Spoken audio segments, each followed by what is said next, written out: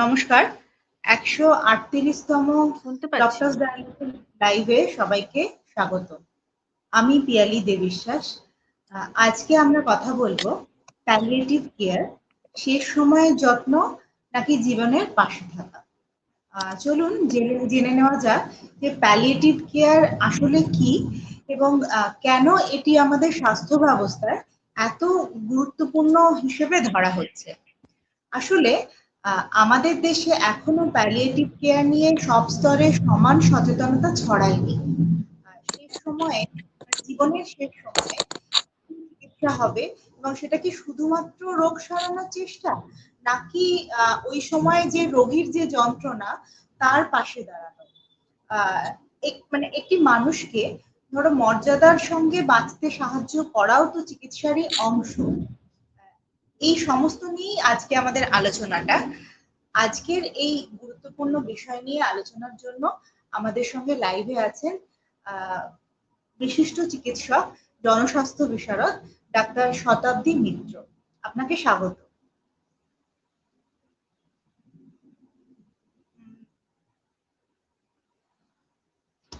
আচ্ছা, আমাদের একটু সমস্যা হচ্ছে। হ্যাঁ, শতাব্দী মিত্র, আপনাকে স্বাগত ম্যাডাম। আমার কথাগুলো কি আপনি শুনেছিলেন?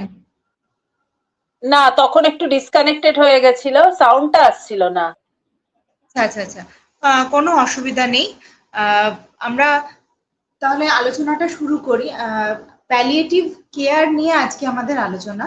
আমার প্রথম প্রশ্ন যেটা যাচ্ছে যে প্যালিয়েটিভ কেয়ার আসলে কি, এবং এটা কি শুধু জীবনের শেষ পর্যায়ে রোগীদের জন্য, নাকি গুরুতর অসুস্থতার অনেক আগেই এটা শুরু করা যায়? হ্যাঁ, প্যালিয়েটিভ কেয়ার বা যেটাকে উপশম পরিষেবা বলা হয়, শোনা যাচ্ছে কথা? হ্যাঁ, একদম পরিষ্কার। আচ্ছা, প্যালিয়েটিভ কেয়ার বা যেটাকে বাংলায় উপশম পরিষেবা বলা হয়, সেটা আসলে যে ব্যাপারটা, আগে মানুষের ধারণা ছিল যে এটা একদম জীবনের শেষ পর্যায়ে দেয়া হয়। আগে বললেও বরঞ্চ ভুল হবে, এখনো পর্যন্ত একটা মানে বড় পরিমাণ সংখ্যক মানুষের, এমনকি ডাক্তারদেরও এই ধারণাটা আছে। কিন্তু এটা একদমই সেটা নয়। এটা ধরুন কোন রকম ডিজিজ, যেগুলোকে বলা হয় লাইফ লিমিটিং ইলনেস, মানে যে অসুখটা হলে বলা যেতে পারে যে খুব একটা তার সেরে যাওয়ার সম্ভাবনা থাকবে না। প্যালিয়েটিভ কেয়ার বা উপশম পরিষেবার লক্ষ্যটা হচ্ছে কিন্তু কিওর নয়, কেয়ার। মানে এটা বলাই হয়, if we cannot cure, we can care the person. আর এই যে প্যালিয়েটিভ কেয়ার বা উপশম পরিষেবা, এটা একদম ধরুন যখন রোগ মানে ডিটেক্টেড হলো সেই সময় থেকেই শুরু করা হয়, এবং এটা কোনো রকম আগে, মানে অনেকটা সময় পর্যন্ত প্যালিয়েটিভ কেয়ার বা বলা যেতে পারে যখন থেকে প্যালিয়েটিভ কেয়ারের ব্যাপারটা শুরু হলো, সেই সময় থেকে প্যালিয়েটিভ কেয়ারকে অনেকটা ক্যান্সারের সাথে অনেকটাই সমার্থক বলে ধরা হতো। কেননা প্যালিয়েটিভ কেয়ারের একটা মূল লক্ষ্য হচ্ছে পেন রিলিফ করা, এবং সেটা ক্যান্সারের সাথে খুব অঙ্গাঙ্গিভাবে জড়িত বলেই তো পরবর্তীকালে দেখা গেছে যে ক্যান্সার চিকিৎসাতে একেবারে শেষ পর্যায় পর্যন্ত তারা প্যালিয়েটিভ কেমোথেরাপি, প্যালিয়েটিভ রেডিওথেরাপি এগুলো দেন। প্যালিয়েটিভ কেমোথেরাপি বা প্যালিয়েটিভ রেডিওথেরাপি ব্যাপারটা কি, একটু বলছি, তাহলে ব্যাপারটা বুঝতে সুবিধা হবে। যেমন ধরুন কেমোথেরাপি যেটা দেয়া হয়, তাতে মানুষের অনেক রকমের সাইড এফেক্ট হয়, সেগুলো আমরা সবাই জানি। যে হয়তো মুখের মধ্যে অনেক সময় ঘা হয়ে যায়, চুল পড়ে যায়, বমি ভাব হতে থাকে ইত্যাদি, এগুলো হয়, খাবারের ইচ্ছা চলে যায়, এরকম নানা ধরনের উপসর্গ দেখা দেয়। প্যালিয়েটিভ কেমোথেরাপি সেই ধরনের রোগীদেরই দেওয়া হয় যারা একদম টার্মিনাল স্টেজে এসছেন, এবং তার লক্ষ্যটা হচ্ছে অনেকটাই সিমটোম্যাটিক ভাবে পেশেন্টকে ম্যানেজ করা, মানে ওই উপশম কেমোথেরাপি। সেখানে কেমোথেরাপির যে ওষুধগুলো, সেগুলোকেই অনেক কম ডোজে দেওয়া হয়। সেই রকম প্যালিয়েটিভ রেডিওথেরাপিও তাই। সে সময় হয়তো পেশেন্ট আর খুব একটা সার্জারি নেয়ার মতন বা সার্জারি করার জায়গাতেই নেই, হয়তো তার লাঙে হয়তো ব্যাপারটা ছড়িয়ে গেছে, কিংবা বোনসে বিশেষ করে হাড়ে ক্যান্সারটা স্প্রেড করে গেছে, সেই সময় এই ধরনের কেমোথেরাপিটা বা রেডিওথেরাপিটা দেয়া হয়। এবার যেহেতু এই প্যালিয়েটিভ কেমোথেরাপি রেডিওথেরাপির ব্যাপারটা ক্যান্সারের সাথে যুক্ত হয়ে গেছে, সেই জন্য আমরা যখন প্যালিয়েটিভ কেয়ার সেন্টারে বা হসপিটালে পেশেন্ট, এই ক্যান্সার পেশেন্টদেরকে পাই, সত্যি কথা বলতে তখন খুব একটা তাদেরকে আর কিছু ট্রিটমেন্ট করার থাকে না, যতটা ট্রিটমেন্ট করা ততটা তাদের হয়ে গেছে। কিন্তু এখন আমরা জানি যে আস্তে আস্তে মানে মানুষের গড় আয়ু তো বাড়ছে, এবং গড় আয়ু বাড়ার সাথে সাথে মানুষের বয়স হলে যে ধরনের অসুখগুলো আসে, মানে নন কমিউনিকেবল ডিজিজ, যেমন হচ্ছে আপনার হার্ট ডিজিজ, তারপরে উচ্চ রক্তচাপ বা হাইপার টেনশন, ডায়াবেটিস, এগুলোও আস্তে আস্তে আসতে থাকে। এবং এই সকল অসুখগুলোই কিন্তু দীর্ঘমেয়াদী একটা ডিসএবিলিটির কারণ হয়, এবং বাড়ির লোকেদের ক্ষেত্রেও সেটা অনেকটা অসুবিধার কারণ হয়ে থাকে। কারণ যে একটি মানুষ, তার হয়তো স্ট্রোক হয়েছে, এবার সে যদি বাড়িতে শয্যাশায়ী থাকে বা বাড়ির মধ্যে আবদ্ধ থাকে, তখন বাড়ির লোকের ক্ষেত্রে সেটা একটা তাকে পরিষেবা 24 ঘন্টা দেওয়ার ব্যাপার থাকে। দ্বিতীয়ত হচ্ছে তাকে, যদি সে শয্যাশায়ী বা এতটা অসুস্থ নাও থাকে, তাকে হসপিটালে কিংবা ডাক্তারের কাছে নিয়ে যাওয়া, এবং নিয়ে গেলে সেই সমস্ত লোকেরা, বিশেষ করে যারা লো সোশিও ইকোনমিক স্ট্যাটাসে থাকেন, তাদের পক্ষে সেই ওয়েজ লসের একটা ব্যাপার থাকে। তো এখন দাঁড়িয়ে প্যালিয়েটিভ কেয়ার অনেকটা পরিমাণে, বা বলা যেতে পারে যে অন্তত 60 to 70% প্যালিয়েটিভ কেয়ার পেশেন্টরা হচ্ছে যাদের এই নন কমিউনিকেবল ক্রনিক ডিজিজ গুলো আছে। এবং এটা যে শুধুমাত্র বয়সকালে হচ্ছে তা না, প্যালিয়েটিভ কেয়ারটা কিন্তু একদম শিশুদেরও দেয়া হয়। যেমন ধরুন, যে শিশুটির মেন্টাল রিটার্ডেশন আছে, তার ক্ষেত্রে কিন্তু তার তো আর কখনো সুস্থ সে হবে না। কিছু থেরাপিস আছে, অকুপেশনাল থেরাপি, স্পিচ থেরাপি, এগুলো দেওয়ার ফলে তার হয়তো কিছুটা উন্নতি হবে, কিন্তু সে সম্পূর্ণ সুস্থ জায়গায় আসবে না। কিংবা যে মেন্টাল হয়তো একটা পেশেন্ট, ধরুন তার স্কিজোফ্রেনিয়া আছে, তার একটা পরিষেবা লাগছে, এইগুলো অনেকটাই আমাদের প্যালিয়েটিভ কেয়ারের আওতার মধ্যে এখন চলে এসেছে। ডাক্তারবাবুর আলোচনায় অনেকটা বিস্তৃত যে জায়গাটা, সেটা আমরা ধরতে পারলাম। একটু আগে উনি বললেন যে এটা কেয়ারের একটা লক্ষ্য যে শুধুমাত্র কিওর করা না, কেয়ার করা, সেই জায়গাটায়। তো আমরা সেই প্রশ্নটা নিয়েই আসছি যে প্যালিয়েটিভ কেয়ারের মূল লক্ষ্যটা কি? একটা হলো রোগ সারানো, নাকি রোগীর কষ্ট কমিয়ে তার জীবনযাত্রার মান ভালো রাখা? আর আরেকটা প্রশ্ন হলো, এই দুটির মধ্যে সম্পর্ক কি, আর কোথায় বা একটু পার্থক্য, এটা যদি একটু আমাদের বলেন। হ্যাঁ, প্যালিয়েটিভ কেয়ারে মূলত লক্ষ্যটা হচ্ছে যেটা আপনি বললেন, যে তাদের যে উপসর্গগুলো হচ্ছে, সেই উপসর্গগুলো ট্রিটমেন্ট দেয়া এবং তাদেরকে জীবনযাত্রার মান উন্নত করা। এবং এইখানে একটা জিনিস খুব গুরুত্বপূর্ণ, সেটা হচ্ছে যারা প্যালিয়েটিভ কেয়ারে আমরা কাজ করি, যে কোনো পর্যায়ের, সে ডাক্তার হোক, নার্স হোক, ভলান্টিয়ার হোক, তাদের কাজ কিন্তু শুধুমাত্র একজন পেশেন্টের সাথেই সীমাবদ্ধ নয়। শুধু পেশেন্টকে পরিষেবা দেওয়াটাই তাদের কাজ না, তার সাথে সাথে তাদের একটা বড় পরিমাণ কাজের ক্ষেত্র হচ্ছে পেশেন্টের বাড়ির লোককে পরিষেবা দেয়া। এবং সেটা পেশেন্ট বেঁচে থাকতে থাকতে তো বটেই, এবং পেশেন্টের মারা যাওয়ার পরও। যেটা পেশেন্ট যখন রয়েছে, একজন ধরুন একজন লোক, তার হয়তো স্ত্রীর বা তার বান্ধবীর, তার হয়তো একটা বার্ন ইনজুরি হয়েছে, একটা বড় পরিমাণ বার্ন ইনজুরি হয়েছে, যেটা থেকে তিনি সেরে ওঠাটা তার পক্ষে হয়তো আর সম্ভব হবে না। লাইফ লং তিনি একটা মানে ট্রিটমেন্টে থাকবেন। কিংবা একজন মানুষ যার হয়তো মোটর নিউরন ডিজিজ হয়েছে, আমরা অনেকেই মোটর নিউরন ডিজিজ শুনেছি।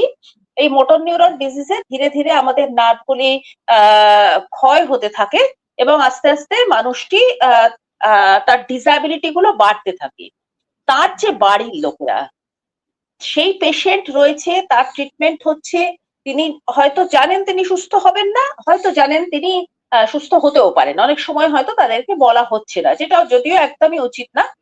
কিন্তু তার সাথে সাথে তার যারা কেয়ার গিভার আছেন, তাদেরও তো মানসিক এবং বাকি স্বাস্থ্যেরও একটা ব্যাপার আছে। প্যালিয়েটিভ কেয়ারে যারা কাজ করে তাদের কিন্তু একটা বড় কাজ হচ্ছে এই মানুষগুলোকে পরিষেবা দেয়া। এই পরিষেবাটা সবসময় যে একটা খুব স্কিল পরিষেবা হবে তা নয়।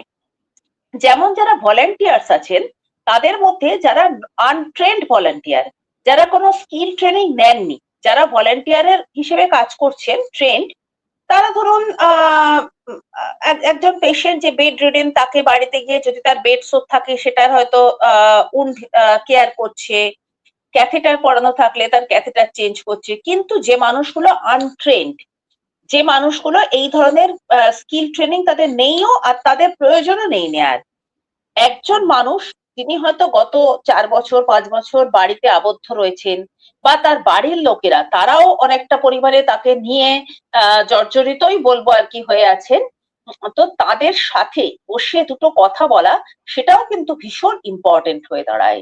সামান্য কটা কথা তাদের সাথে বসে আলোচনা করা, বাইরের পরিবেশ নিয়ে কিরকম কি পরিস্থিতি চলছে সেগুলো নিয়ে কথা বলা, সাধারণ একটুখানি তাদের সাথে মেলামেশা করা, এগুলোও কিন্তু ইম্পর্টেন্ট। এবং তার সাথে সাথে এই পেশেন্ট যদি তারপরে সেই পেশেন্টের মৃত্যু হয়, তাহলে যেটা গ্রিভ অ্যান্ড বিরিভমেন্ট, মানে যেটা শোকাচ্ছন্ন অবস্থা, সেই শোকটা কিন্তু একটা খুব বড় পরিমাণে এক মানুষকে এফেক্ট করে।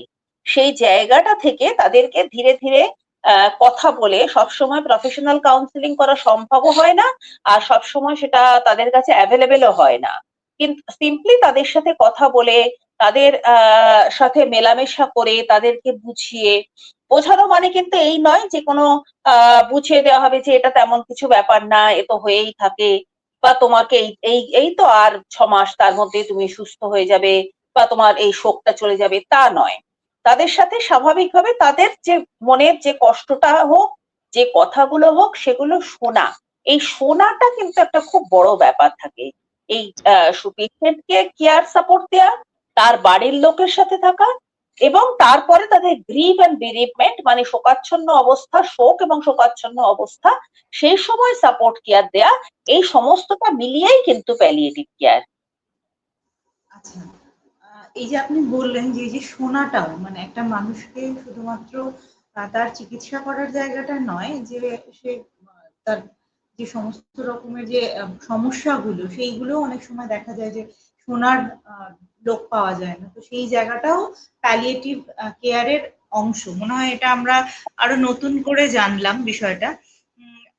আরেকটা হলো আপনি আপনি খুব সুন্দর করে বললেন যে দুটোর মধ্যে সম্পর্কটা ঠিক কি, এই জায়গাটা। আচ্ছা, একজন রোগীর শারীরিক কষ্টের পাশাপাশি ভয়, উদ্বেগ, একাকিত্ব, মৃত্যু চিন্তা এই সব থাকে, যেটা আপনি বলছিলেন যে প্যালিয়েটিভ কেয়ারের রোগীর এই মানসিক এবং সামাজিক দিকগুলো কিভাবে সামলানো সহজ হবে। মনে হয় এটার একটা উত্তর আমরা পেয়েছি, তাও আমি একটু বিস্তৃতভাবে জানতে চাই। হ্যাঁ, মানসিক এবং যেগুলো সামাজিক দিকগুলো, এবং তার সাথে সাথে আরো অনেক কটা দিক থাকে। যেমন একটা বড় দিক হচ্ছে ইকোনমিক দিক, একটা বড় দিক হচ্ছে তাদের যেটা মানে অকুপেশন, পেশাগত দিক, একটা বড় দিক হচ্ছে স্পিরিচুয়াল দিক। এই সমস্ত দিকগুলোকেই কিন্তু প্যালিয়েটিভ কেয়ারে কাভার করা হয়। যেটা মানে বললাম যে প্যালিয়েটিভ কেয়ারে যারা কাজ করছেন, তাদের প্রত্যেকের যে এই সমস্ত জায়গাগুলোকে মাথায় রেখে কাজ করা। যেমন সবসময় প্যালিয়েটিভ কেয়ারে এখন যেটা আমরা আরো বেশি করে প্রমোট করছি, সেটা হচ্ছে বহু বছর ধরেই সেটা করা হচ্ছে, সেটাকে বাস্তবায়িত করার বলতে পারা যায়, আমরা চেষ্টা করছি।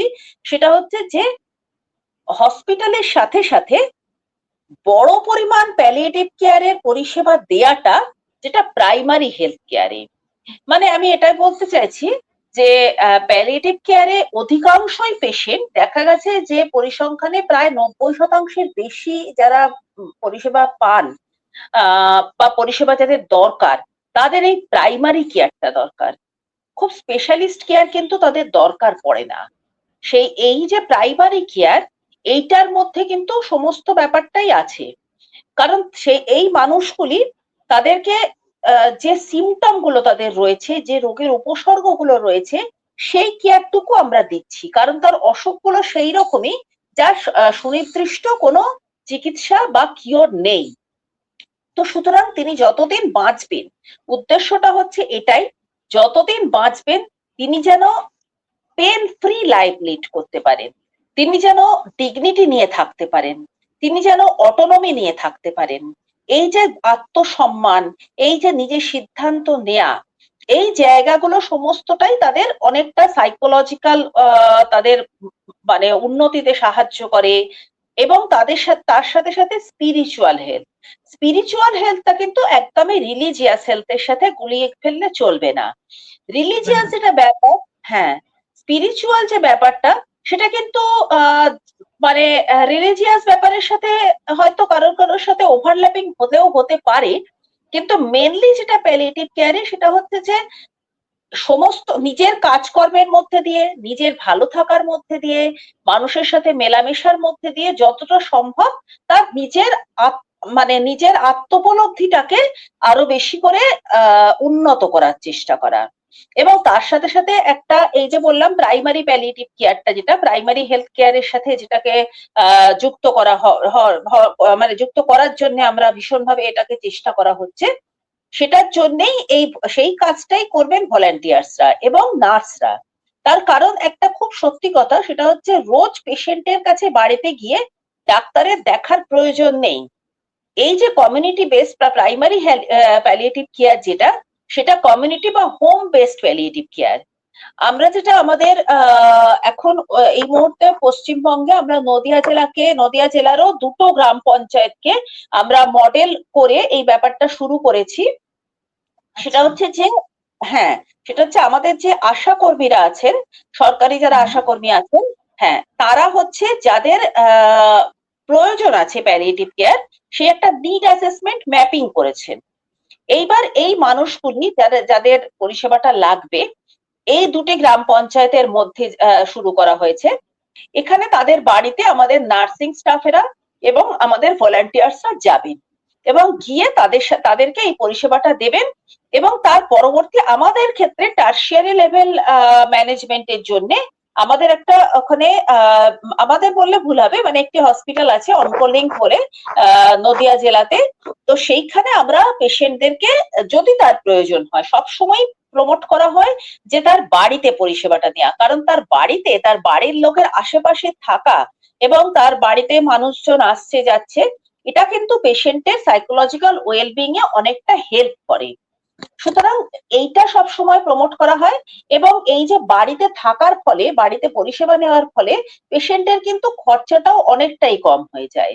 তো এই যে ইকোনমিক দিকটা, এই দিকটা তো নজর রাখার দরকার পড়ে। অনেক সময় হয় আমাদের পেশেন্টরা তারাই বাড়ির একমাত্র হয়তো আর্নিং মেম্বার ছিলেন, এবার তার পরবর্তী যারা আছেন, স্ত্রী হন বা স্বামী হন বা ছেলে মেয়েরা হন, তারা হয়তো কিছু কিছু সাহায্য করতে পারেন বা কিছু কিছু অর্থনৈতিক জোগাড় করতে পারে, করতে তো হয়, পেট চালাবে কি করে, কিন্তু মূল যে উপার্জনের রাস্তাটা সেটা চিরতরে বন্ধ হয়ে গেছে। এবার যেটা কর্পোরেট সেক্টর বা ইত্যাদিতে যে বিপুল পরিমাণ অর্থের প্রয়োজন হয় মানে চিকিৎসা নিতে, এক তো প্রথম কথা এনাদের সেটা প্রয়োজন নেই। শুধু শুধু বেড অকুপাই করে থাকার তো দরকার নেই, সেখানে তো অন্য মানুষ পরিষেবা নিতে পারে। দ্বিতীয়ত তিনি বাড়িতে যে মূল্যে পরিষেবাটা পাচ্ছেন, খুবই একটা ন্যূনতম তাদের হয়তো সেই সময়, কারণ তার বাকি তো কোনো ট্রিটমেন্ট, বাকি তো কোনো খরচাপাতি নেই। সুতরাং এই যে ইকোনমিক দিকটা, এটাও সেখানে খেয়াল রাখা হয়। এবং যেহেতু ওই মানুষটা বাড়িতেই রয়েছে, তার যারা বাড়ির আশেপাশে রয়েছেন, অনেকটাই স্বাভাবিকের কাছাকাছি জীবন যাপন তারা করতে পারেন। এটা তাদের পক্ষে সার্বিক যে একটা কোয়ালিটি অফ লাইফের একটা উন্নতি হতে সবসময় সাহায্য করে। একদমই। এ বিষয়ে আমি যেটা একটা বলতে চাইছি যে আমার একটা অভিজ্ঞতায় যেটা রয়েছে যে এক হলো বাড়িতে থাকে যেটা বললেন, এক হলো তার স্বাধিকার যে কোথাও একটা আত্মসম্মানের জায়গাটা সেইটা বজায় থাকছে, একটা একদম। মানুষ হিসেবে যে সম্মানের জায়গাটা সেটা বজায় থাকছে। আর হ্যাঁ, একটা হলো কাছের মানুষের পাশাপাশি থাকলে বোধহয় যে ভালো হয়ে ওঠার যে ইচ্ছেটা সেটাও হয়তো একদম, অনেকটা সময় প্রবল হয়ে উঠতে পারে।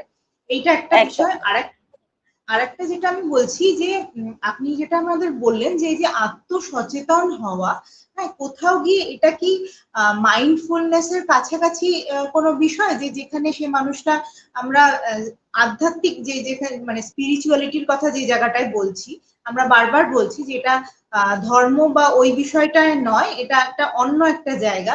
এই জায়গাটা যদি আপনি একটু পরিষ্কার করে আরেকবার একটু বলেন যে এটা কি মাইন্ডফুলনেস এর জায়গার কথা আপনি বললেন, যে আত্ম সচেতন বা আত্ম উপলব্ধি যেটা বলছেন? মাইন্ডফুলনেসটা অ্যাকচুয়ালি একটা special type of the non pharmacological treatment. মাইন্ডফুলনেসে কোনো রিলিজিয়াস ব্যাপার নেই। হুম। মাইন্ডফুলনেসে সত্যি কথা বলতে মানে তার নামটা যেমন সেই রকমই মাইন্ডফুল অ্যাক্টিভিটি, সেটা কিন্তু যে কারোরই।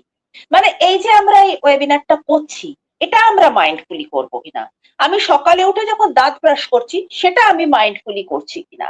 মাইন্ডফুলনেস কিছু আমাদেরকে আহ জীবনটাকে আরো বেটার ভাবে থাকার, যাতে আমাদের যে কাজটা করছি সেটার মধ্যে সম্পূর্ণভাবে মনোযোগটা দিতে পারি, এইটা অনেকটা আমাদেরকে প্রমোট করে। হ্যাঁ, কিন্তু তবে এটা ঠিক কথা যে যখন সেই মানুষটি যে প্যালিয়েটিভ কেয়ারে পরিষেবা পাচ্ছে, প্যালিয়েটিভ কেয়ার দেওয়ার ক্ষেত্রে এই মাইন্ডফুলনেস এবং তার সাথে আরো কিছু নন ফার্মাকোলজিক্যাল ট্রিটমেন্ট আছে যেগুলো আগে বিদেশে হতো, যেগুলো এখন কিন্তু আমাদের দেশে শুধু না, আমাদের পশ্চিমবঙ্গে ইভেন আমাদের কলকাতাতেও হচ্ছে। যেমন হচ্ছে music therapy, dance hmm. Movement therapy, animal assisted therapy. এবং সত্যি দেখা গেছে যে এই থেরাপিস গুলো কিন্তু খুব এফেক্টিভ হয়। তবে একটা কথা কিন্তু সবসময় মনে রাখতে হবে যে এই ধরনের চিকিৎসাগুলো মানে এই নন ফার্মাকোলজিক্যাল ট্রিটমেন্ট গুলো যেগুলো বললাম, মিউজিক থেরাপি, ডান্স মুভমেন্ট থেরাপিটা যেমন মেনলি করা হয় যারা এই অটিস্টিক বাচ্চা তাদের ক্ষেত্রে, ওটা তো মেনলি মুভমেন্টটাকে প্রমোট করে, এইটা তাদের হেল্প করে। কিন্তু মিউজিক থেরাপিটা সাইকিয়াট্রিক ইলনেস যাদের আছে তাদের ক্ষেত্রে অনেকটা করা হয়। মাইন্ডফুলনেস যে কারোর জন্যই ভালো, অ্যানিমেল অ্যাসিস্টেড থেরাপিও সেই রকম, যে কারোর জন্যই ভালো হতে পারে, প্রোভাইডেড তার অ্যানিমেল ভালো লাগতে হবে। তো এবার ব্যাপারটা হচ্ছে এই সমস্ত কটা থেরাপি আমার যেটুকুনি মনে হয়েছে একটু বোধহয় এলিট ক্লাস ওরিয়েন্টেড। এটা বোধহয় একদম সাধারণ মানুষের জন্য এই থেরাপিস গুলো অ্যাভেলেবেল তো নয়ই, কতটা অ্যাপ্লিকেবল সেটাও কিন্তু একটু ভেবে দেখা দরকার। কারণ মাইন্ডফুলনেস আমি যাকে থেরাপিস্টটা শেখাচ্ছি তিনি ব্যাপারটা বুঝতে পারছেন কিনা। যিনি যাকে দিনের মধ্যে 16 ঘন্টা বা 18 ঘন্টা যতক্ষণ জেগে থাকেন, চিন্তা করতে হয় পরের দিন সকালে আমি আমার বাচ্চারা বউ কি খাবে, তাকে তার পক্ষে dance movement therapy, music therapy এগুলো কতটা অ্যাপ্লিকেবল আছে সেটা কিন্তু যথেষ্ট কোশ্চেনের ব্যাপার। এগুলো একটু পেশেন্ট ওরিয়েন্টেড ব্যাপার থাকে অনেকটাই। একদম। আচ্ছা, আমরা পরের প্রশ্নে যাচ্ছি। আমাদের হ্যাঁ, পরের প্রশ্নটা হলো যে অনেকেই মনে করেন যে প্যালিয়েটিভ কেয়ার মানেই আর চিকিৎসা নেই, বা মৃত্যু আসন্ন। এই ধারণাটা কতটা ভুল, এবং কখন একজন চিকিৎসক রোগীকে প্যালিয়েটিভ কেয়ারের পরামর্শ দেবেন? হ্যাঁ, এটা প্রথম কথা হচ্ছে এটা একেবারেই সঠিক না। আগে একটা সময় বা এখনো তো যেটা প্রথমেই বললাম যে ধারণা ছিল টার্মিনালি ইল পেশেন্টদের জন্যই প্যালিয়েটিভ কেয়ার, সেটা একেবারেই না। বলা যেতে পারে যে লাইফ লিমিটিং ইলনেস যেগুলো ট্রিটমেন্ট সীমিত বা নেই বললেই চলে, সেগুলোর ক্ষেত্রে প্যালিয়েটিভ কেয়ার দেওয়া হয়। সুতরাং প্যালিয়েটিভ কেয়ারে পেশেন্টকে পাঠানো হলো মানেই তাকে মৃত্যুর জন্য অপেক্ষা করতে পাঠানো হলো, এটা একদমই ভুল ধারণা। এবং তাকে সিমটোম্যাটিক এই রিলিফ দেওয়ার ফলে পেশেন্টের কিন্তু শুধু জীবনটা যে মানে খানিকটা বাড়ে তাই নয়, তাদের কোয়ালিটি অফ লাইফটা বাড়ে। এবং তার সাথে আরেকটা কথা খুব ইম্পর্টেন্ট প্যালিয়েটিভ কেয়ারে আমরা বলি, সেটা হচ্ছে কোয়ালিটি অফ ডেথ। কেননা আমরা এটা জানি যে প্রত্যেকেই এটা আমরা স্বীকার করব যে পেন, যন্ত্রণা, এইটা হচ্ছে এমন একটা সিমটম যেটা মানুষকে অনেক কিছু করতে বাধ্য করে। যে মানুষটা আমরা নিজের চোখেও দেখেছি যে হয়তো একটা পেটের ব্যথাতে সে একজন মানে অত্যন্ত শিক্ষিতা ভদ্রমহিলা, তিনি একজন ভালো পোস্টেও চাকরি করেন, পেটের ব্যথাতে এতটাই কষ্ট পাচ্ছেন যে তিনি মেঝেতে গড়াগড়ি দিচ্ছেন। এই যে জায়গাগুলো, এই জায়গাটা তো একজন মানুষের ডিগনিটিকে ছোট করছে। বা যখন পেশেন্ট তার ব্যথার কারণে ডাক্তারের কাছে বলছে যে আমাকে তুমি বিষ দিয়ে দাও, আমি মরে যেতে চাই। তো এই যে জায়গাটা, প্যালিয়েটিভ কেয়ার এই জায়গাটাকেই টাচ করে, যে মানুষটাকে তার সিমটম যেগুলো হচ্ছে তার মধ্যে সব থেকে প্রথমে হচ্ছে পেন। যদি একটা মানুষ ব্যথায় কাতরায়, তাকে যাই তাকে বলা হোক না কেন, আপনি তাকে যে অর্ডারই করুন আর সেটা যত ভালো জিনিসই হোক না কেন, সে কোনো কিছুই তখন শুনতে রাজি থাকবে না, তার যতক্ষণ না ওই সিমটমটা মানে রিলিফ হয়।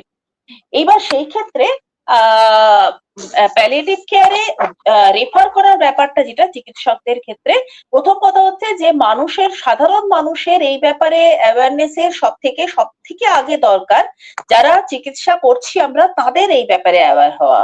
এবং একজন মানুষ যার ক্ষেত্রে দেখা যাচ্ছে যে তিনি একটা অসুখে ভুগছেন, যে ক্ষেত্রে প্যালিয়েটিভ কেয়ার মানে তার ভালো করতে পারে, সিমটম রিলিফ হলেই এই মানুষটা বেটার থাকবে। যেমন যেটা উল্লেখ করলাম যে একটি বাচ্চা, একটি শিশু যার মেন্টাল রিটার্ডেশন আছে, তার সিমটম রিলিফের ব্যাপার কি থাকবে? তাকে হয়তো এই থেরাপিস্ট গুলো, যেগুলো সব জায়গাতে অ্যাভেলেবেল নয়, যদি সেই বাচ্চাটির খিঁচুনি বা কনভালশন ডিসঅর্ডার না থাকে, তাহলে খুব কিছু কিন্তু তার জন্য ওষুধ খাওয়ানোর ব্যাপার থাকে না।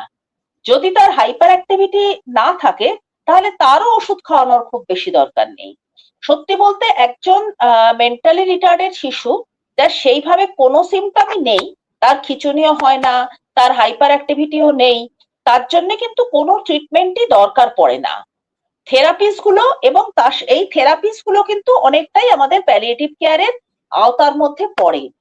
যে কারণ না, প্যালিয়েটিভ কেয়ারের যে কটা সেন্টার বা যেগুলো আছে সেখানে ফিজিওথেরাপি, যদি সেগুলো পেডিয়াট্রিক প্যালিয়েটিভ কেয়ারের সেন্টার হয়, সেখানে অকুপেশনাল থেরাপি, স্পিচ থেরাপি এগুলো করানো হয়, কারণ এগুলো অবশ্যই সেই জায়গাটার মধ্যে পড়বে। কারণ পেডিয়াট্রিক প্যালিয়েটিভ কেয়ারের আওতায় এই বাচ্চাগুলি তো আসছে যাদের হয়তো মেনিনজাইটিস হয়েছে, মানে মেনিনজাইটিস হয়েছে না, মেনিনজাইটিস হয়ে তার পরবর্তী কমপ্লিকেশন রয়ে গেছে, সেই বাচ্চাগুলির জন্য এগুলি লাগে। আমাদের যেমন জেরিয়াট্রিক প্যালিয়েটিভ কেয়ার সেন্টার, যেহেতু মানে আমাদের হসপিটালটি জেরিয়াট্রিক প্যালিয়েটিভ কেয়ার দেয়, মানে বয়স্ক মানুষদের যাদের বয়স মূলত 60-এর ওপরে।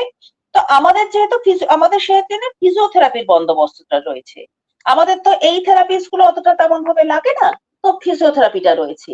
তো এইগুলো যেহেতু মানে এই আওতার মধ্যে আছে, এবং অত্যন্ত দুঃখজনক ভাবে যে আমাদের ডাক্তারি বা নার্সিং এগুলির কোনোটির মানে কার্যক্রমের মধ্যে কিন্তু এই প্যালিয়েটিভ কেয়ার পড়ানো হয় না। খুব রিসেন্টলি গত 3-4 বছর প্যালিয়েটিভ কেয়ার নামটা শুধু যুক্ত করা হয়েছে, তো মানুষের সঠিকভাবে ধারণা নেই। ডাক্তারদের ক্ষেত্রে এটা, এবং নার্সদের এই প্যালিয়েটিভ কেয়ারে কিন্তু ডাক্তারদের চেয়েও নার্সদের ভূমিকা অনেক অনেক বেশি।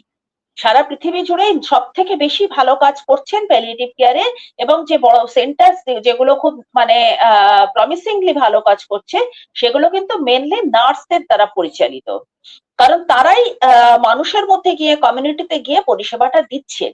এবং এই যে প্যালিয়েটিভ কেয়ার, এটা মূলত আবর্তিত হচ্ছে নার্সিং কেয়ার, এখানে নার্সিং কেয়ারের সকল ভাবে গুরুত্বটা অনেক বেশি।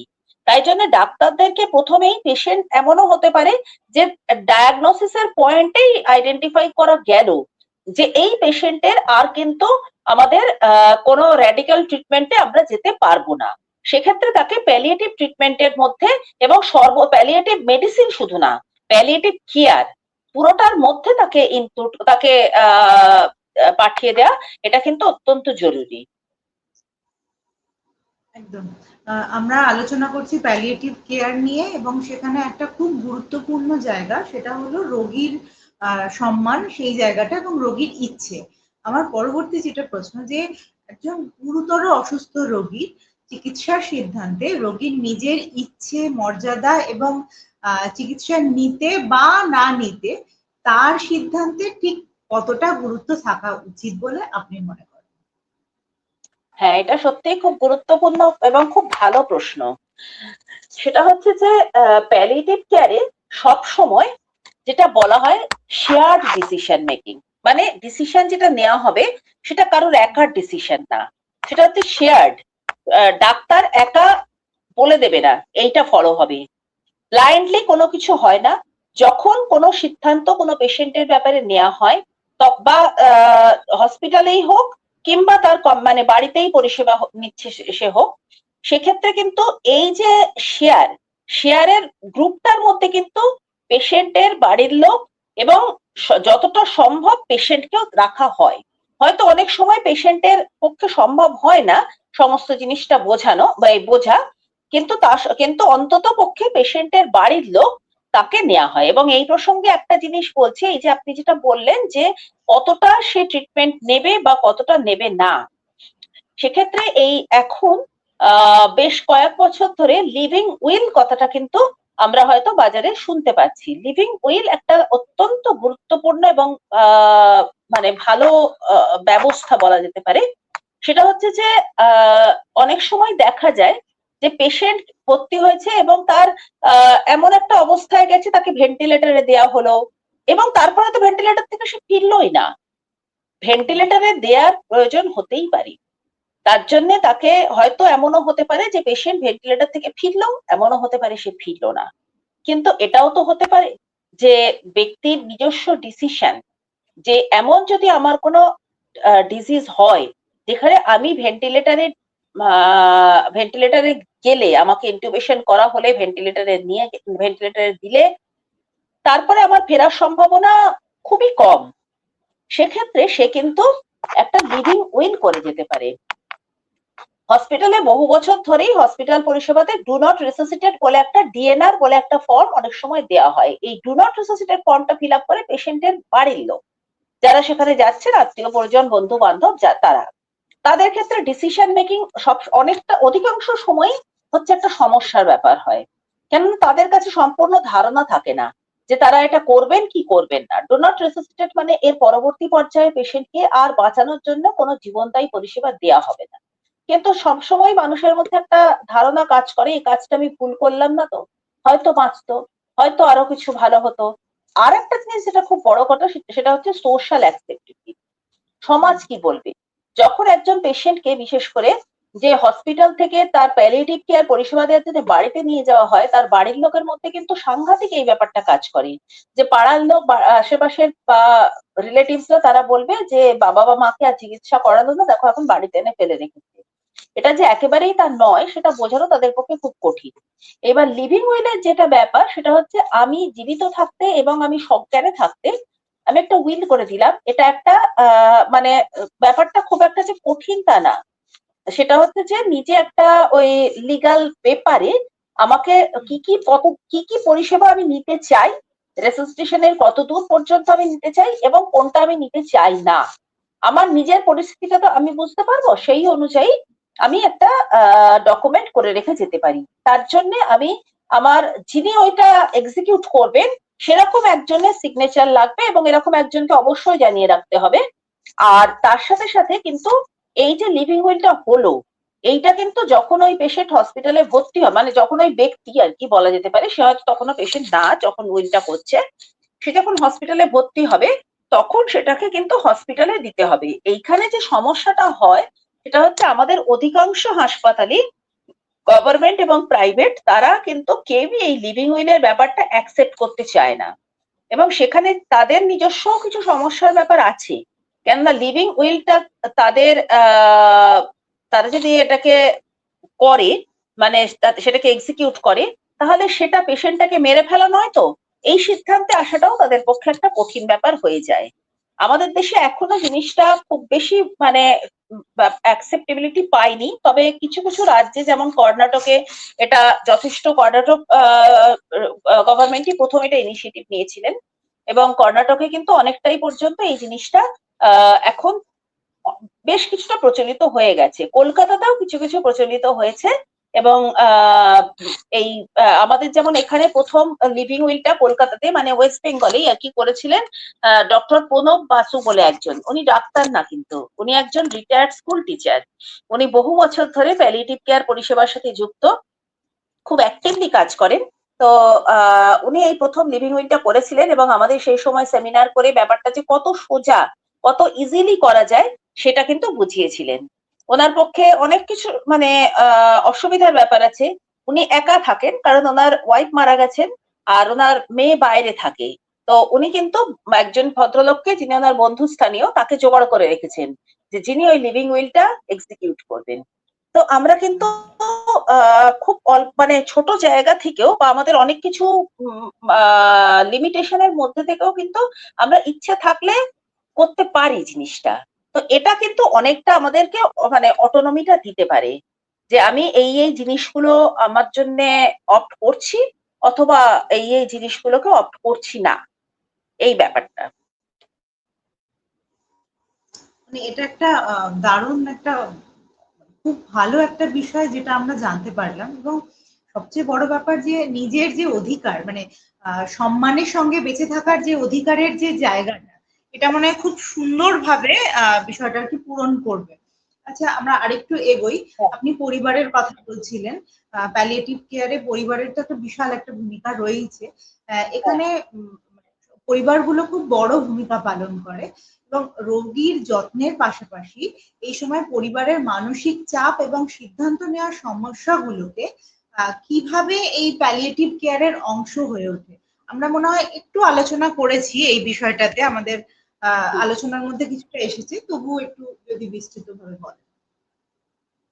হ্যাঁ, পরিবারের এক্ষেত্রে বলা যেতে পারে শুধু পরিবার না, তার পারিপার্শ্বিক যারা মানুষজন আছেন, মানে নেবারহুড, তাদেরই একটা বড় কিন্তু ভূমিকা আছে এক্ষেত্রে। শুধু পেশেন্টকে সুস্থ রাখা না, তাদের নিজেদের মানসিক স্বাস্থ্য যতটা সম্ভব ঠিক রাখা। এজন্য যেটা বলা হয় যে একজন কেয়ার গিভার না রেখে তারা যদি অল্টারনেটিভলি বেশ কিছু মানুষ তারা কেয়ার গিভিং এর সাথে যুক্ত থাকে। তার কারণ একজন যদি, অধিকাংশ সময় আমাদের ইন্ডিয়ান ফ্যামিলি সেটাতে যেটা হয় যে শ্বশুর বা শাশুড়ি যদি অসুস্থ হন, তাদের কেয়ার গিভিং এর দায়িত্বটা বৌমার উপর পড়ে। তা এই বৌমা একা কেয়ার গিভিং করতে করতে তার তো কোনো বাইরে যাওয়া, কোনো অনুষ্ঠানে অংশ নেওয়া, নিজস্ব জীবন বলে আর কিছুই থাকে না। তো সেক্ষেত্রে তার কাছে তখন আলটিমেটলি ব্যাপারটা বার্ডেনের জায়গাতে চলে যায়, তার একটা নিজস্ব মানসিক সমস্যাও তৈরি হতে পারে। তো সেই জন্য এটা সবসময় বলা হয় যে ফ্যামিলির লোকেরা অল্টারনেট করে কেয়ার গিভিং এর ব্যাপারটাতে যুক্ত থাকুন। এবার এইটাতে এর সাথে সাথে ফ্যামিলির যেটা আরো মানে রোল আছে, সেটা হচ্ছে যে এই মানুষটি যিনি অসুখের কারণে আজকে হয়তো গৃহবন্দী আছেন, শুধুমাত্র প্যালিয়েটিভ কেয়ারের মধ্যে তো এই অসুখগুলি কোনো নন কমিউনিকেবল ক্রনিক ডিজিজ পড়ছে তা নয়। অনেক সময় ধরুন কোনো অ্যাক্সিডেন্টে কেউ হয়তো নিচের দুটো পা, মানে তার দুটো পাই হয়তো কেটে বাদ চলে গেছে, এরকম পেশেন্টও আমাদের একজন পরিচিত তার মানে তার হসপিটালে রয়েছেন। তার হসপিটাল নয়, ঠিক হসপিস কেয়ার, সেটা চণ্ডীগড়ে। তো এই যে ভদ্রলোক, সেই লোকটি, সেই ছোট্ট করে আমি এটা বলছি আর কি, এই রামু বলে যে ছেলেটি, তার 35 বছর বয়স, তার একটা রেল অ্যাক্সিডেন্ট হয়েছিল, ট্রেনে অ্যাক্সিডেন্ট হয়ে তার দুটো পা একদম হাঁটু থেকে বাদ যায় এবং একটা হাত একদম শোল্ডার জয়েন্ট থেকে বাদ যায়। সেই ছেলেটি কিছুদিন পিজিআই, মানে আনকনসিয়াস অবস্থায় তাকে পিজিআই চণ্ডীগড়ে নিয়ে যাওয়া হয়, অ্যাম্পুটেশন বা যা কিছু আরো প্রচুর তার ক্ষত ছিল সেগুলো কিছুটা কিওর হয়। তখন তাকে তারা আর কিছু পরিষেবা তাদের দেয়ার নেই, হয়ে গেছে তাদের তো মানে ট্রিটমেন্ট করা। সেই সময় তারা এই হসপিটাল থেকে ইনফর্ম করে যে এরকম একজন পেশেন্ট আছে, আপনারা কি নিয়ে যাবেন? তখন তারা নিয়ে আসে এবং রামু যথারীতি হুইল চেয়ার বাউন্ড। রামুর তো কিছুই, মানে সে তো আহ মানে নিজে কিছুই করতে পারে না, নিজে উঠে দাঁড়াতেও পারে না। কিন্তু এই মুহূর্তে দাঁড়িয়ে রামু ওদের প্যালিয়েটিভ কেয়ার হসপিটালের বা হসপিসের একজন কর্মী। কি করে কর্মী? রামু তো হুইল চেয়ারটা নিজে ঠিক মতন চালাতেও পারে না, ওর তো পাই নেই। তো ও ওই একটা হাত দিয়ে কোনোভাবে ওটাকে করে একবার চালিয়ে চালিয়ে নিয়ে যায়। যে সমস্ত বাকি পেশেন্টরা ভর্তি আছে তাদের কাছাকাছি বসে, তাদের সাথে কথা বলে। তারা হয়তো কেউ খেতে চাইছে না, তাকে তার সাথে একটু গল্প করে ইয়ে করে, বা ও হয়তো ওর খাবারটা সঙ্গে করে তার কাছে গিয়ে বসলো, ওই এক হাত দিয়ে ও খাচ্ছে আর ওই পেশেন্টও হয়তো তার সাথে সাথে গল্প করতে করতে খাচ্ছে। কারোর হয়তো কেউ হয়তো বেড রিডেন, তার পাশে বসে হয়তো একটু কথা বললো। কারোর হয়তো ঘুম আসছে না, ছটফট করছে, তার সাথে গিয়ে একটু দু চারটে কথা বলা। এইভাবে সে কিন্তু, এগুলো কিন্তু ও নিজেই শিখেছে, এগুলো কিন্তু কাউকে ওকে শেখাতে হয়নি। ও বাকিদের পরিষেবা দেয়া দেখে জিনিসটা কিন্তু আস্তে আস্তে রপ্ত করে, এবং একজন টোটালি ডিসেবলড পার্সন, যে বলতে পারা যায় সমাজে একরকম ফেলে দেয়া মানুষ, সেই মানুষটা আজকে কিন্তু একজন একটা হসপিটালের একজন কর্মী হয়ে উঠেছে। তো এই জায়গাগুলো, হ্যাঁ, প্রয়োজনীয় কর্মী, অত্যন্ত প্রয়োজনীয় কর্মী। তো এই জায়গাগুলোই কিন্তু প্যালিয়েটিভ কেয়ার টাচ করতে চায়। আমাদের যেমন একজন পেশেন্ট, যিনি একটা সময় তার স্ট্রোক হয়েছিল, তাকে বাড়ির লোক ভর্তি করে দেয় অনকোলিংকে। তারপরে পেশেন্ট কিন্তু বেশ কিছুটা সুস্থ। উনি আমরা গেলেই গান শোনান, একটাই গান যদিও শোনান, কিন্তু গান শোনান। তা ওই ভদ্রমহিলার বাড়ির লোক আর ওনাকে দেখতে আসে না। 2-3 মাস প্রথমে এসেছিল, গত 6-7 বছরে কোনোদিনও আসেনি। উনি নিজের মতন থাকেন। উনিও কিন্তু আমাদের প্রায় প্রায় কর্মীর মতন। উনি সবাই খেয়ে টেয়ে গেলে টেবিলটা মুছে পরিষ্কার করেন। মাঝে মাঝে কোনো পেশেন্টের যদি বাড়ির লোক আসে, তাদের সাথে গিয়ে কথা বলেন।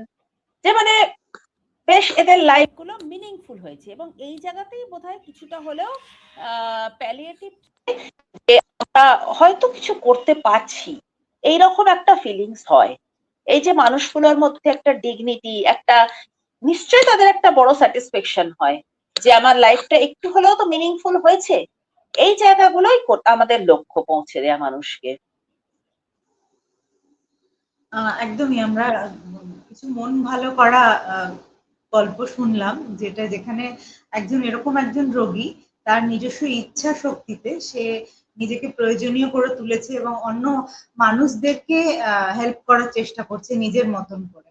আচ্ছা, আমরা এই ব্যাপারটা একটু আলোচনা করেছি যে এক হলো এই প্যালিয়েটিভ কেয়ার বিষয়টা, মানে এটা ঠিক কতটা সহজলভ্য, মানে আমাদের দেশে প্যালিয়েটিভ কেয়ার কতটা সহজলভ্য সেটা একটা প্রশ্ন। শুনতে তো খুব ভালো লাগছে যে এরকম ভাবে মানুষ থাকবে, কিন্তু মানে বিশেষ করে বাড়িতে থেকে এই পরিষেবা পাওয়ার সুযোগ এবং তার খরচ এবং প্রত্যন্ত এলাকার মানুষের কাছে পৌঁছে যাওয়ার ক্ষেত্রে এর বাধাগুলো নিয়ে যদি একটু কথা বলেন। হ্যাঁ, এইটা হচ্ছে একটা বিশাল বড় ব্যাপার। সেটা হচ্ছে প্যালিয়েটিভ কেয়ারের অ্যাভেলেবিলিটি অত্যন্ত কম। প্যালিয়েটিভ কেয়ারে যে মানে পেন রিলিফের জন্য যে ওষুধপত্র, সেটা সারা পৃথিবীতে, সারা ভারতবর্ষে সমস্ত জায়গাতেই মরফিন কিন্তু অ্যাভেলেবেল। কিন্তু তা সত্ত্বেও মরফিন ব্যবহারের ব্যাপারে মানুষের মানে বলা যেতে পারে যারা চিকিৎসার সঙ্গে যুক্ত তাদেরই প্রচন্ড অনীহা আছে।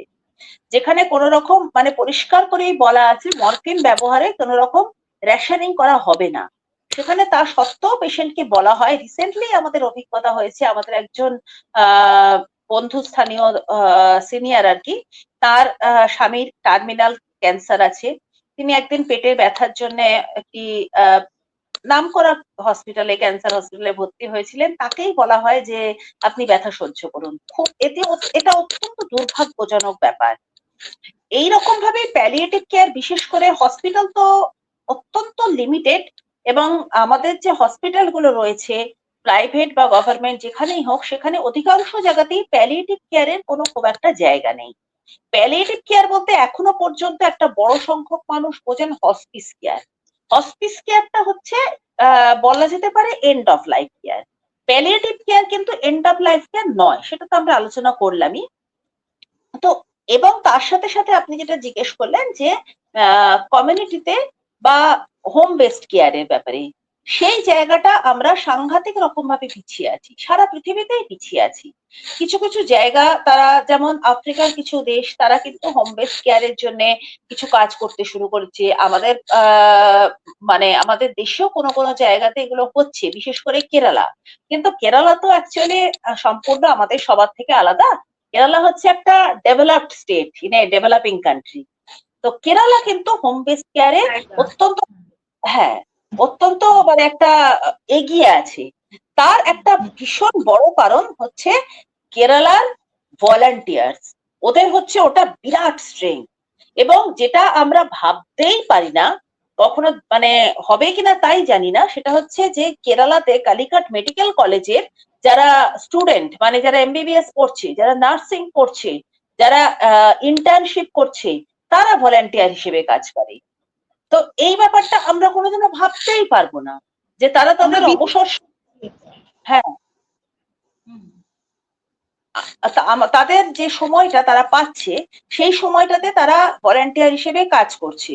হতে পারে হয়তো আমাদের প্যালিয়েটিভ কেয়ার যখন আমাদের রাজ্যে আরো অনেকটা উন্নত হবে তখন হয়তো আমরা সেই ছেলে মেয়েগুলোকে পাবো। এবার এই সেখানে যেটা হচ্ছে যে প্রত্যন্ত জায়গাগুলোতে গিয়ে তাদের বাড়িতে কেয়ার দেয়া হচ্ছে। এবার এই যে কেয়ারটা ভলান্টিয়ার্সরা দেয় অধিকাংশ জায়গাতেই সেটা হচ্ছে একদম ফ্রি অফ কস্ট। কারণ ভলান্টিয়াররা সেইভাবেই তারা তাদের অধিকাংশেরই বা বলা যেতে প্রায় প্রায় সবারই কোনো সোর্স অফ ইনকাম আছে। তাদের যে এক্সট্রা সময়টা আছে সে সময়টা তারা প্যালিয়েটিভ কেয়ারে দিচ্ছেন, মানে এই হোম বেসড সার্ভিসে তো দিচ্ছেন। আর যদি তাদের কাছে মানে টাকা পয়সা নেওয়াও মানে যেটুকুনি পেড ব্যাপারটা আছে সেটাও অত্যন্ত মিনিমাল, সেটাও অত্যন্ত সামান্য অর্থ তাদের কাছ থেকে পেশেন্টদের কাছ থেকে নেওয়া হয়। এবং আমাদের যে হসপিটালাইজেশন যখন প্যালিয়েটিভ কেয়ারের হসপিটাল গুলো সেখানেও কিন্তু অত্যন্ত অল্প টাকাতে পরিষেবাটা দেওয়ার চেষ্টা করা হয়। তবে যেটা হয় অনেক ক্ষেত্রেই যেটা বিশাল একটা বার্তা দেওয়ারই বলতে পারেন ব্যাপার আছে সেটা হচ্ছে প্যালিয়েটিভ কেয়ারের নাম করে একটা সংখ্যক চিকিৎসা কর্মী, সব শ্রেণীর চিকিৎসা কর্মীকেই একসাথেই বললাম, যদিও তার মধ্যে ডাক্তাররাই বেশি, তারা কিন্তু এই প্যালিয়েটিভ কেয়ার দেওয়ার নাম করে একটা খুব অসাধু ব্যবসা কলকাতা বেসড অন্তত পক্ষে শুরু করেছে। সেটা কিন্তু প্যালিয়েটিভ কেয়ার না, সেটা প্লেন অ্যান্ড সিম্পল হচ্ছে হোম ভিজিট। তাতে তারা বিরাট পরিমাণ টাকা চার্জ করেন এবং সেটা স্বাভাবিকভাবেই লং টার্ম বেসিসে মানুষের পক্ষে তো অসম্ভবই দেয়া, বা যারা মধ্যবিত্ত বা নিম্ন মধ্যবিত্ত তাদের পক্ষে একেবারেই অসম্ভব। সেটা কিন্তু প্যালিয়েটিভ কেয়ার নয়। প্যালিয়েটিভ কেয়ার মানে সবসময় টিম বেসড অ্যাপ্রোচ।